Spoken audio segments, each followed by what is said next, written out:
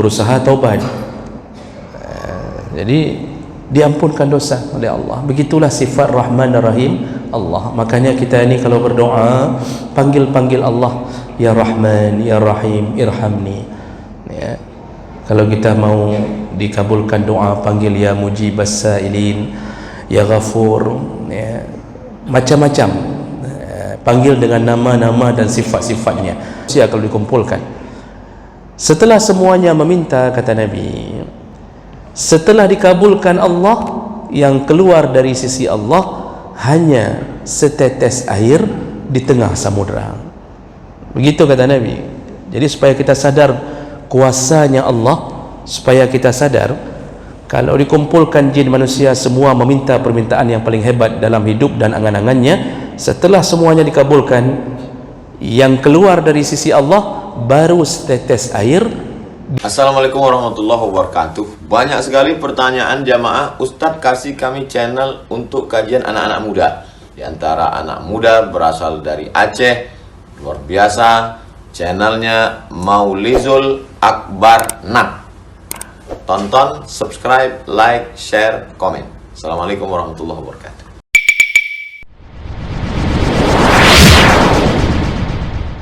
Dan mengucapkan terima kasih. Assalamualaikum warahmatullahi wabarakatuh.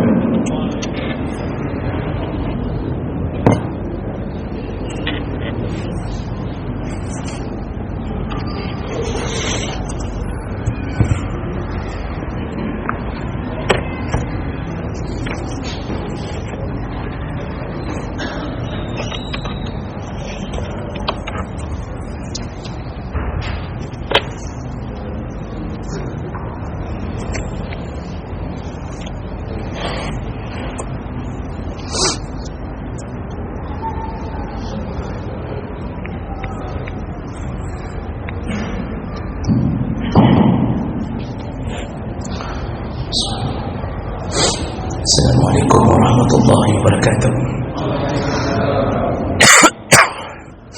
Alhamdulillah rabbil alamin, wa bi ni'matihi tatimmu as-salihat. Asyhadu an la ilaha illallah wahdahu la syarika lah, wa asyhadu anna Muhammadan 'abduhu wa rasuluhu al-karim. Allahumma shalli wa sallim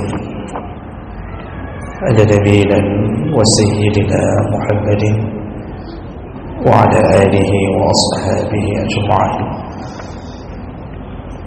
أما بعد، رب اشرح لي صدري ويسر لي أمري واحلل عقدة من لساني يفقهوا قولي.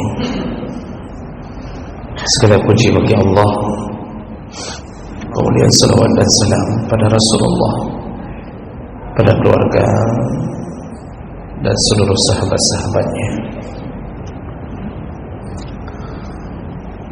yang Allah muliakan. Bapak-bapak dan ibu-ibu jamaah salat maghrib dan isya,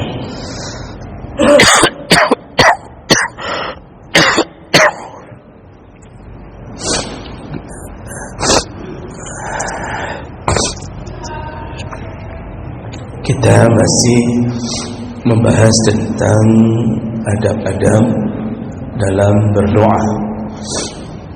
Di pertemuan kita yang lalu kita sudah membahas di antara adab ketika berdoa, yaitu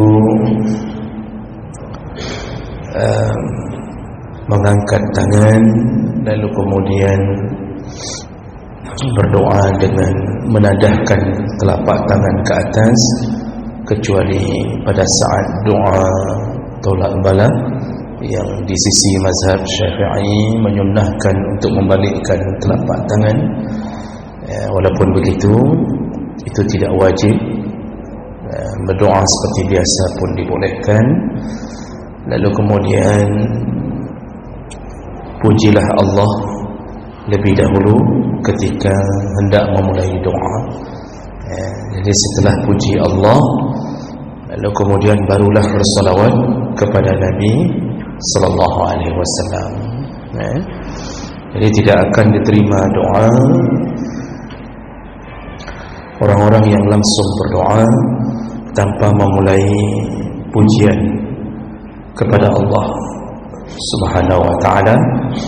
Dan juga terputus doa itu apabila seseorang tidak berselawat kepada Nabi sallallahu alaihi wasallam.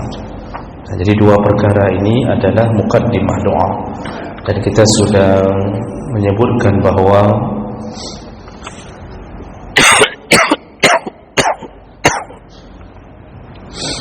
Allah tidak membutuhkan pujian kita, tapi kita membutuhkan Allah dengan memuji-mujinya. Jadi jangan mengira Allah bersifat seperti sifat manusia yang bangga dengan sanjungan hambanya. Tidak, tapi Allah menyukai orang yang memujinya atau hamba yang memujinya. Itu menunjukkan bahawa hamba itu tahu dirinya hamba dan tahu siapa rajanya. Itu yang membuat Allah sayang padanya. Jadi semakin merendah dan semakin menghinakan diri di hadapan Allah, maka semakin mulia pandangan Allah kepada kita. Itu konsep kita sebagai hamba. Kalau dengan sesama manusia tidak boleh begitu. Dengan sesama manusia kita tidak dibolehkan menghambakan diri, dan tidak boleh menjadi pemuji kepada seorang yang lain dengan pujian yang tidak layak kita ucapkan padanya. Tapi kalau ada tipe-tipe penjilat, itu suka memuji. Jadi kerjanya apa? Menjilat. Baik, jadi doa itu mulai dulu dengan menyebut-nyebut nama Allah, atau menyebut setelah itu menyebut kemuliaan Rasulullah melalui salawat kepadanya. Dan ini berlaku pada semua perkara. Atas nama sesuatu yang sifatnya doa, zikir, itu berlaku. Maka dalam zikir pun kita sudah ingatkan, pujilah Allah dulu, baru kemudian bersalawat kepada Nabi. Jadi selayaknya setelah istighfar itu Allahumma antas salam, lalu nanti setelah selesai puji Allah barulah bersalawat. Jadi ini yang kadang-kadang terlewatkan dari perhatian ketika kita berzikir. Baik, kita lanjutkan.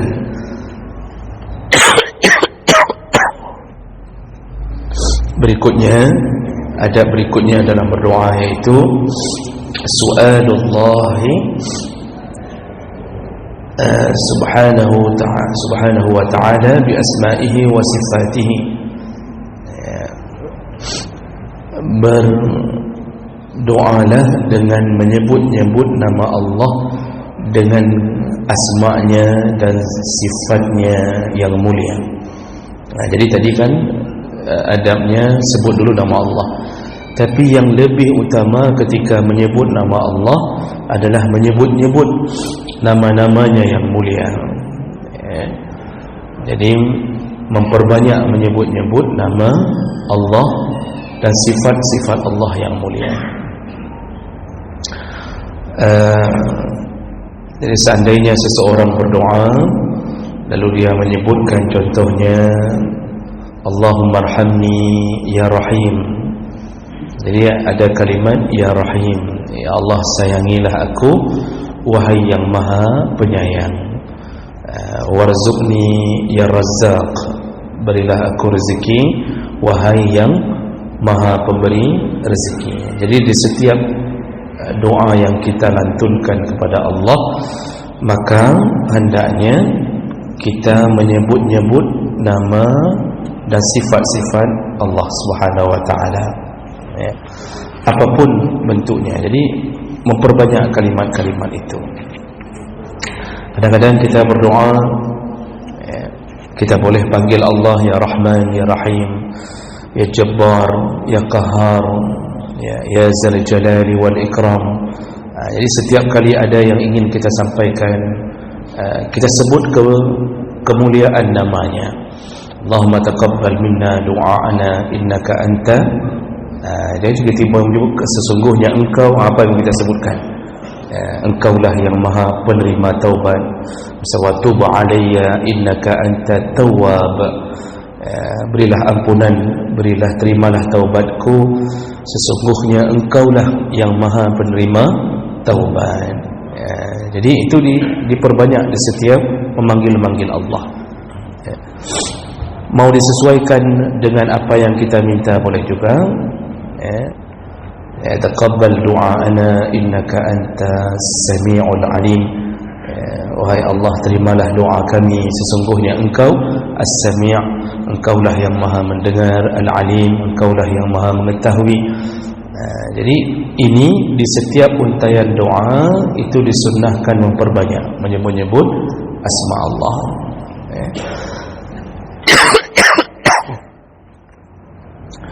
Dari 99 nama asma Allah, perlu kita ketahui bahwa Allah menempatkan asma'nya, yaitu Ar-Rahman, Ar-Rahim, sebagai pembuka asma Allah. Dan dalam hadis Nabi menyebutkan bahawa sifat Rahman dan Rahim Allah itu berada di atas sifat kemarahan Allah. Jadi jangan sampai seorang hamba mengira Allah itu berdiri di atas sifat pemarah, pendendam. Itu hanya berlaku bagi yang telah diingatkan Allah berulang-ulang, dikirimkan Rasul, didakwahkan, dipanggil, dia durhaka, diberi waktu yang panjang oleh Allah, sampai mati dia tidak mau menerima panggilan Allah. Nah, di situ baru berlaku sifat marahnya Allah, sifat kerasnya Allah, sifat dendamnya Allah, bencinya Allah. Itu baru berlaku. Tapi urusan nanti hari kiamat, ada hadis yang menyebutkan bahawa hari itu orang akan melihat bagaimana sifat Rahman dan Rahim Allah ditumpahkan di yaumul hisab. Sifat Rahman dan Rahim Allah tumpah di yaumul hisab. Sampai-sampai dalam hadis disebutkan iblis pun mengira dia akan diampuni Allah.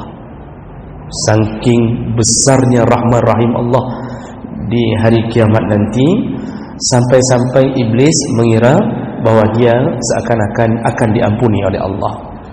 Padahal tidak diampuni, karena dia telah memproklamirkan kesombongannya di hadapan Allah.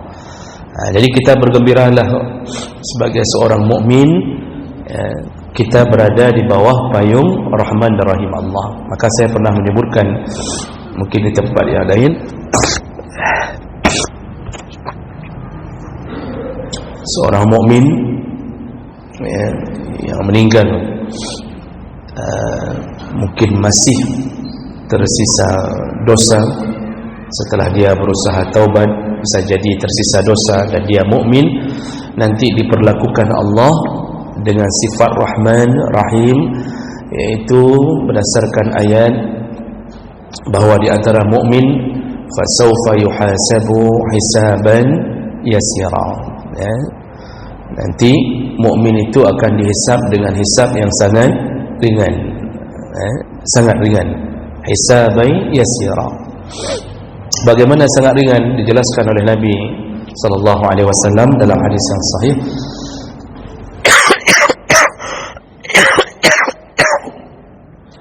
Rasulullah berkata bahawa seorang mukmin itu ketika bertemu Allah di yaumul hisab, maka dia akan berbisik-bisik dengan Allah Subhanahu wa taala.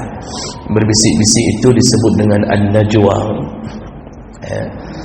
Jadi ada sahabat nanya kepada Ibnu Abbas, pernah Ibnu Abbas atau Ibnu Umar, lupa saya apa, nanya, pernahkah engkau mendengar Nabi berkata tentang an-najwa, yaitu berbisik-bisiknya hamba dengan Allah di hari kiamat?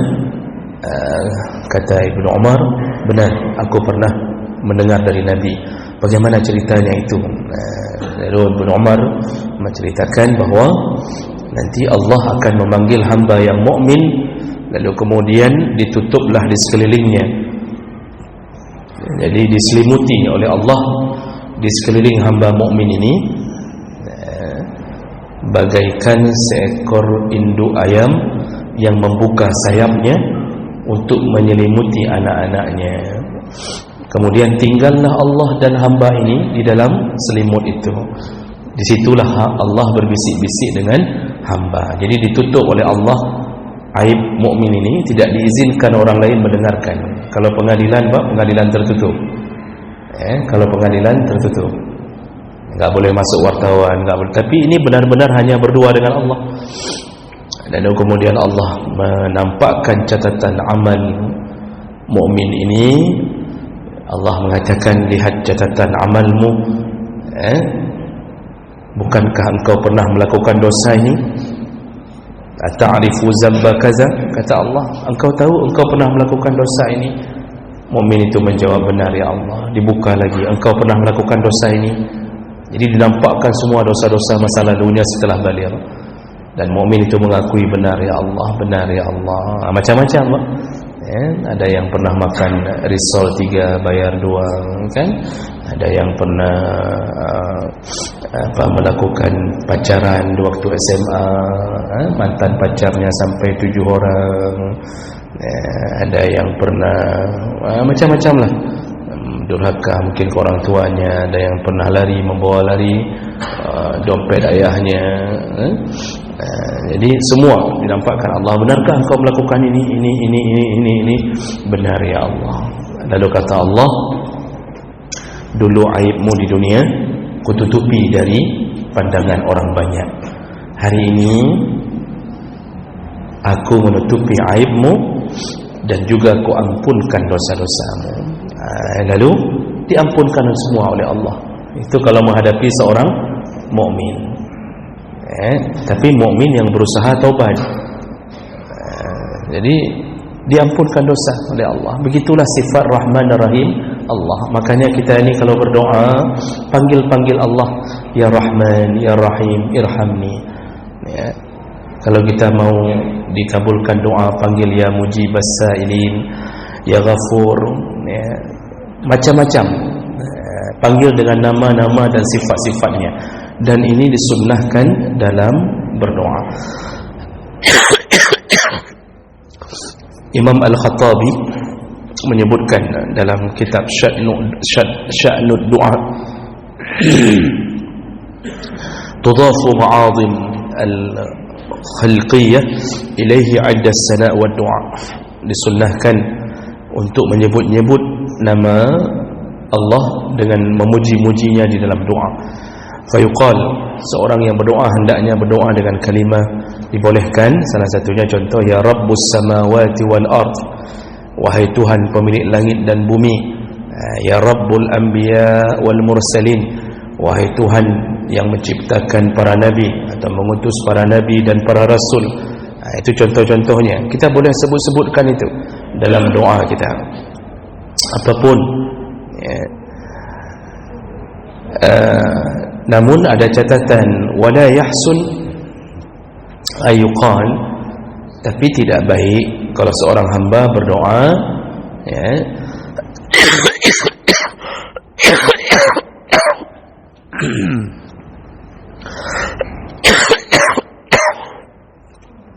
tidak baik kalau berdoa dengan menisbahkan ke perkara-perkara yang rendah, perkara yang rendah. Seperti seseorang berdoa dengan mengatakan ya Rabbul Kilab, wahai Tuhan yang menciptakan semua anjing, misalnya gitu. Maknanya kan benar, Pak. Anjing itu dicipta oleh siapa? Allah lah. Semua anjing kan milik Allah, semua babi milik Allah. Tapi tidak baik kalau kita berdoa dengan sesuatu yang sifatnya rendah dalam pandangan syariat. Jadi enggak baik kalau menyebut ya Rabbul Khilab, ya Rabbul Kilab wal Khanazir, wahai Tuhannya, wahai Tuhan pemilik atau pencipta seluruh anjing dan babi. Misal dari segi makna boleh, tapi dari segi akhlak kita tidak baik berdoa seperti itu. Walaupun tadi semua kita boleh ucapkan tentang kebesaran Allah Subhanahu Wa Taala, tapi hindarilah sesuatu yang menisbahkan pada yang rendah.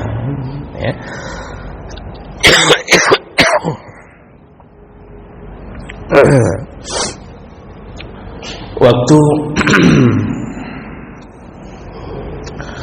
waktu kisah Ashabul Ukhdud, seorang pemuda yang ujungnya dibusur panah, dipanah di ulu hatinya oleh raja setelah pemuda ini tidak mempan untuk dibunuh, tidak bisa dibunuh berulang-ulang. Itu dalam surat Al-Burud disebutkan. Kan terakhirnya pemuda ini mengatakan kepada raja, engkau tidak bisa membunuhku kecuali dengan izin Allah, maka kalau engkau ingin membunuhku, saliblah aku, kemudian letakkan di tengah-tengah kota dan panggillah seluruh rakyat atau masyarakat, saksikan pembunuhanku, ambillah panah, kemudian panahlah aku di ulu hati sambil mengucapkan Bismi Rabbi Hazal Ghulam, dengan nama Tuhan yang memiliki pemuda ini. Jadi disengajakan oleh si pemuda agar semua rakyat tahu bahwa Tuhan Allah itu ada. Begitu perjuangan pemuda ini untuk mengislamkan orang-orang di zaman itu. Itu terjadi di Bani Israel, tapi sudah turunnya Nabi Isa, sudah ada Nasrani pada waktu itu.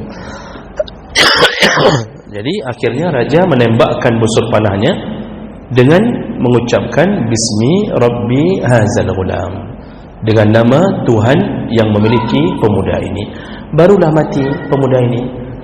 Setelah matinya pemuda ini, berimanlah semua rakyat. Akhirnya nanti dibakar di dalam parit-parit, maka disebutlah Ashabul Ukhdud, An-Nari Zatil Waqud, yaitu ketika api menyala di dalam parit-parit.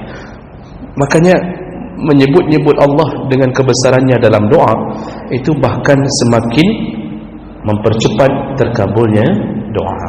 Nah, ini yang perlu kita pahami tentang sunnah di dalam berdoa.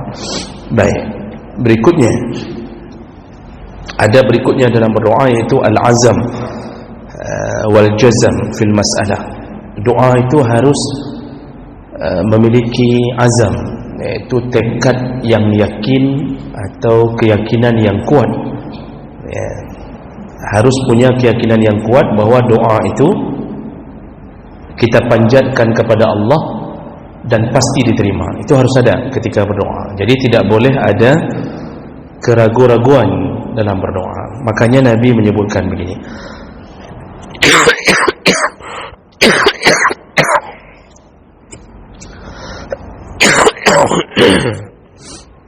Bapak-bapak tak ada yang batuk satu pun Jadi saya tidak ada teman untuk batuk ni.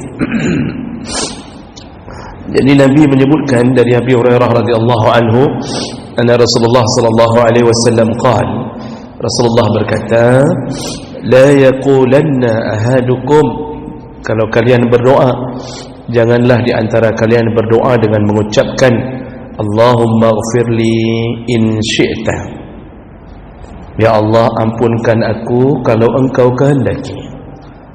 Dilarang berdoa seperti itu. Ya Allah ampunkan aku in syi'ta, kalau engkau kehendaki. Allahumma arhamni in syi'ta, sayangilah aku kalau engkau kehendaki. Dilarang. Tapi kata Nabi, liya'azimal masalah fa innahu la mukrihalah, pastikanlah bahwa doamu diterima Allah, dan janganlah engkau merasa seperti terpaksa atau seakan-akan tidak enak. Jadi enggak boleh berdoa dalam keadaan meragu-ragukan seperti itu. Enggak boleh mengucapkan kalau engkau izinkan ya Allah sayangilah kami, kalau engkau izinkan ya Allah ampunkanlah kami. Itu tidak dibolehkan. Allah Subhanahu wa taala menyebutkan, Rasulullah sallallahu alaihi wasallam menyebutkan dari hadis Abi Hurairah, ud'uallah wa antum muqinuna bil ijabah, berdoalah kepada Allah dan engkau yakin sekali dengan ijabahnya. Harus yakin sekali ini makbul, pasti makbul. Wa'lamu anna Allah la yastajibu du'a min qalbin ghafil lahin, Allah tidak akan kabulkan doa dari hati yang lalai dan tidak percaya dengan doanya sendiri. Jadi kadang-kadang kita begini, kita pakai perasaan manusia Bapak Ibu. Dengan manusia kita kan begitu, menyodon, napeng, nejuh bacut, banyak menyonya. Jadi kalau bapa sedang nanti kalau sehat, ya bolehlah datang ke kami. Kalau bapa sedang punya uang, itu dengan manusia. Kalau dengan manusia boleh pakai perasaan begitu, karena manusia tidak punya kuasa. Dia sendiri tidak bisa menentukan sehatnya kapan. Hari ini sehat, belum tentu besok. Kalau dengan manusia kita boleh merendah-rendahkan keadaan seperti itu, tapi dengan Allah tidak boleh. Dengan Allah tidak boleh. Kalau engkau inginkan, sehatkan kami ya Allah. Kalau engkau inginkan, maka buatlah anak kami pintar. Kalau engkau inginkan, jagalah keluarga kami dari api neraka. Tidak boleh begitu. Kenapa tidak boleh? Ada 3 alasan. Para ulama menjawab begini. Yang pertama, annahu yash'ur bi anna Allah lahu mukrah 'ala syai' wa anna wara'ahu ma yastati' an yamna'ahu. Dengan berdoa seperti begitu, seakan-akan kita merasa bahwa Allah itu melakukan atau menjawab doa kita dengan terpaksa, karena seakan-akan ada zat lain atau makhluk lain yang bisa menahan kekuasaan Allah. Kita kalau bicara sama menteri, kita nggak bisa mengatakan kalau Bapak Menteri ingin kabulkan, ya kabulkanlah. Menteri itu akan mengatakan, nanti saya tanya sama Presiden dulu ya. Kalau dikabulkan, kita kabulkan. Kalau enggak. Itu kalau Menteri, karena ada yang lebih tinggi lagi. Nanti kalau Presidennya ditanya, Pak Presiden kalau bisa dikabulkan ya kabulkan. Itu Presidennya bilang, nanti kita coba plenokan di dalam sidang DPR dulu ya. Kalau disetujui oleh DPR kita okekan. Kalau enggak ya apa boleh buatlah. Itu ada penghalang. Dengan kita berdoa seperti itu kepada Allah, kalau engkau inginkan, seakan-akan Allah harus minta izin dulu. Jadi seakan-akan ya nanti ya saya minta izin sama Tuhan yang kedua dulu, kalau oke. Itu makanya enggak boleh. Itu alasan pertama. Jadi seakan-akan Allah itu terpaksa melakukannya untuk kita, dan itu telah melanggar kebesaran Allah Subhanahu wa taala. Yang kedua, anna qaulal qail in syi'ta ka'annahu yara anna hadza amrun 'azim 'ala Allah faqad la yasha'hu likaunihi 'aziman 'indah. Dengan menyebut doa seperti itu, in syi'ta, kalau engkau bisa, engkau inginkan, itu berarti merasa bahwa seakan-akan yang kita minta itu terlalu besar bagi Allah. Jadi seakan-akan Allah tidak mampu memenuhi keinginan kita. Ya Allah, kalau engkau